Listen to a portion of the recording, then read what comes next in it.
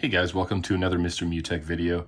Today I'm going to show you how to delete your Temu or Temu account, depending on how you like to pronounce it. This is a very simple app, similar to Wish, where you can order items from China, and sometimes those items can take a while to ship. For whatever reason, if you had a bad experience, and you just want to delete your account, I'm going to show you how to do that today. So the first thing you're going to want to do is tap on the U option there at the bottom. And then once you do that, you are going to scroll down to settings. You're going to tap on settings, and then you're going to go to the top option of account security.